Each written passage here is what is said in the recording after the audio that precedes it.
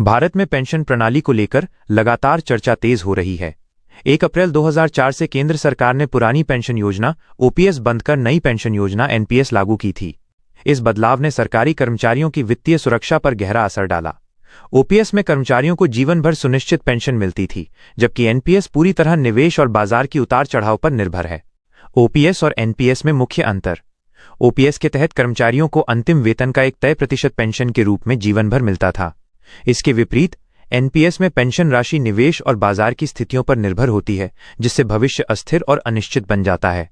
OPS में पूरा वित्तीय भार सरकार उठाती थी, जबकि एनपीएस में सरकार और कर्मचारी दोनों का योगदान शामिल होता है। सुरक्षा के लिहाज से ओपीएस कर्मचारियों को भरोसेमंद पेंशन देती है, वहीं एनपीएस में भविष्य की कोई निश्चितता नहीं होती। कर्मचारी संगठन ओपीएस बहाली की मांग क्यों कर रहे हैं? राज्य कर्मचारी संयुक्त परिषद और अन्य कर्मचारी संगठन लगातार ओपीएस बहाली की मांग कर रहे हैं। उनका कहना है कि एनपीएस कर्मचारियों को आर्थिक असुरक्षा में धकेलता है, जबकि ओपीएस में पेंशन स्थिर और सुनिश्चित होती थी।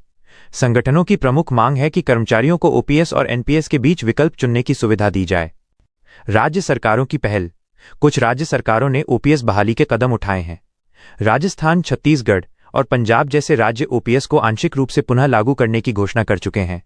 हालांकि इसके लिए राज्यों को वित्तीय संसाधन जुटाने और कानूनी चुनौतियों का सामना करना पड़ रहा है। कई राज्य केंद्र सरकार से स्पष्ट दिशा निर्देश का इंतजार कर रहे हैं।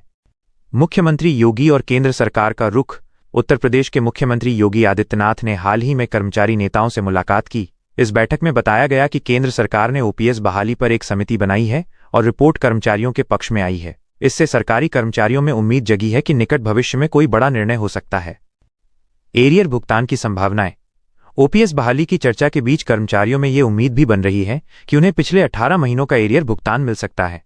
हालांकि इस पर अभी तक कोई आधिकारिक घोषणा नहीं की गई है। कर्मचारियों की निगाहें अब अगले सरकारी फैसले पर टिकी हुई हैं।